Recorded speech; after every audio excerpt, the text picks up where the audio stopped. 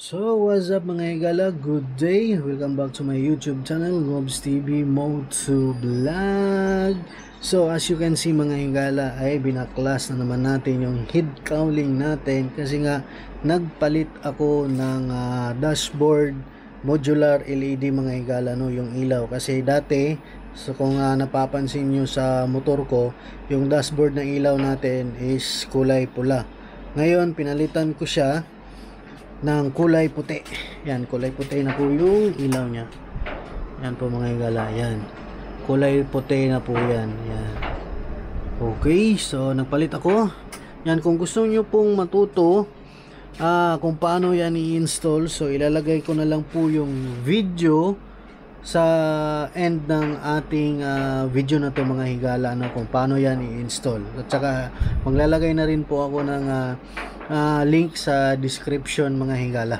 So for today's video talaga mga higala ay tuturuan ko kayo kung paano naman linisin yung brake light switch sa ating bandang kaliwa. Kasi nung nakaraan na video, so ilagay ko na naman yung link sa dulo ng ating vlog na to mga higala, no, kung paano natin nilinis yung ating kanan na brake light switch. So ngayon lilinisin naman natin tong kaliwang brake light switch. So ito yon mga higala, yan, ito yon. So pag backlash nito, so madali lang, may screw naman dito sa ilalim, ayan. So kung nakikita ninyo, yan, nandito yan. So tatanggalin nyo na lang po yung screw dito, tapos hilain nyo lang, matatanggal na yan. So para hindi po kayo malito sa mga wirings, pwede nyo rin itong picturean. Okay, so yung brake light switch dito sa ating kanan, magkaiba po dito sa kaliwa mga higala, no? So magbibigay po ako ng sample na itsura ng brake light switch dito sa bandang kaliwa. Ito po yun, yan.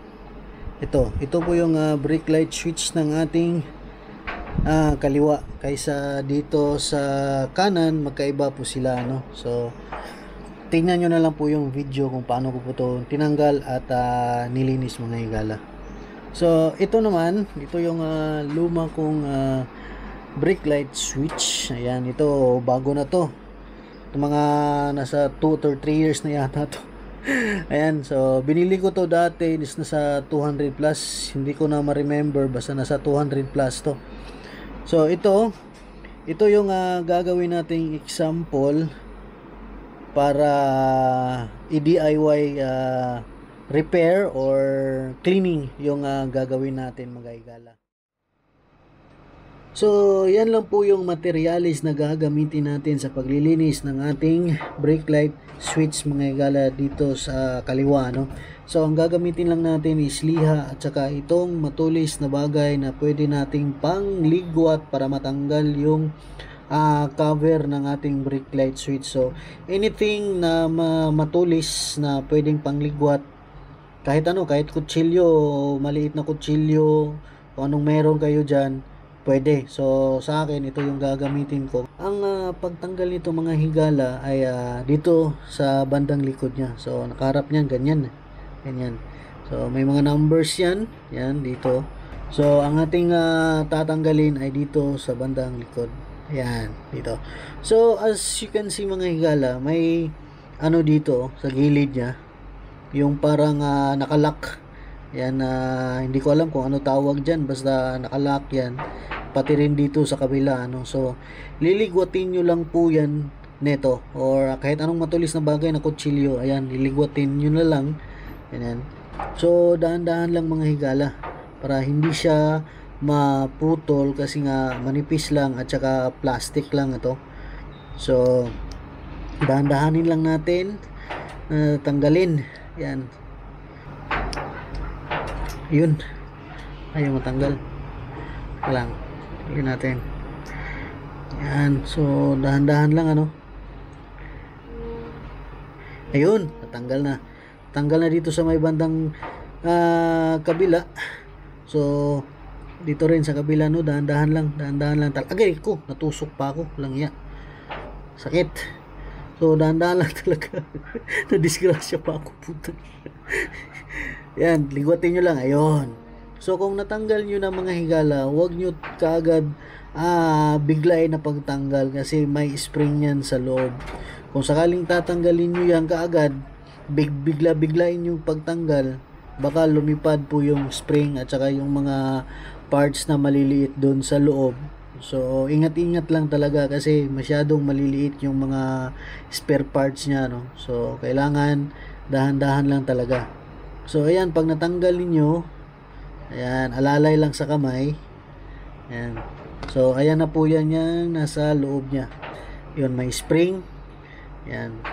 So, dahan-dahan na natin yung pagtanggal. Baka lumipad yung spring. Ayan. Ayan. Ayan na po yung itsura niya. Ayan.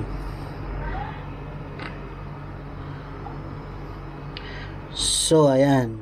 Ayan na po yung itsura niya mga higala.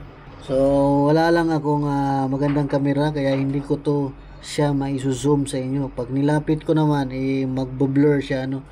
So, ang paglilinis nito mga higala, so, ayan, nakikita nyo naman. So, pag marumi yan, ito, marumi, maano to dito yan ang yung pangalan nito. Yung naglulumot na, marami ng mga alikabok na matitigas. Ayan, so pwede nyo siyang i-brush, yung gagamitin nyo toothbrush, at pwede nyo ring itong iliha. Ayan, ilihain nyo. Ayan. Tapos, ito rin, ayan, yun, lihain nyo dyan, nilihain nyo din yan, yung itong nakabump, yan o, nakabump kasi yan, may bump yan o, dito yan bumabangga, yan, dito yan siya bumabangga mga higala, yan. Okay, yan po yun yung nasa loob niya. So masyadong maliliit, so kailangan ingat-ingat lang po talaga sa pagbaklas nito, ha. Alalay lang talaga po mga higala, lalo na tong spring. Naku, hirap pa naman to hanapin tong spring na to pag lumipad na to. Ang pagkabit nito, ganun din, balik nyo tong spring, ayan. Tapos bago mo to ikabit, ilagay nyo muna ito, ayan, ilagay nyo muna yan. Mayroon naman kasi siyang hulmaan dito mga higala, oh. Ayan, so ipapasok nyo na lang yan dyan. Ayan, may hulmaan na yan siya.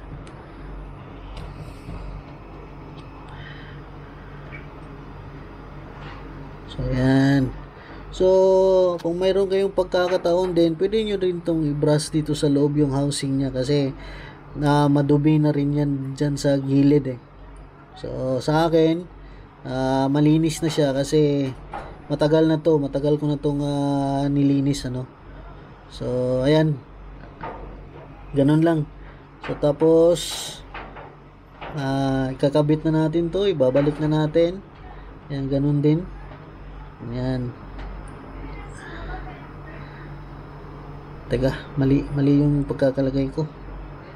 Kung baliktad yata yung pagkalagay ko sa nito, oh. Kung ganyan yata, ganyan. Ganyan. So, yung paglalagay ninyo mga higala, yung bronze niya dito, yung metal, kasi bronze to, eh. Bronze, yan, yun. Kailangan nakaharap yan palabas. Yan. Okay, ganyan yan. Okay. So, ayan mga higala, no, dapat nakalubog yan. Nakalubog. Ayan. Ayan yung tama. Ayan. So, dapat nakalubog yan dito mga higala. Ayan, no. Kalubog siya, no. So, para pagtakip niyan, so, hindi siya masasagi. Okay? So, ganyan lang po yan mga higala, no. Yan lang po yung itsura niya. Tsaka, madali naman siyang linisin. So, ang pagtanggal lang talaga yung mahirap dito. Tsaka yung pagkabit, madali lang naman din to ibalik sa pagkatanggal niya, no. So, ganyan lang.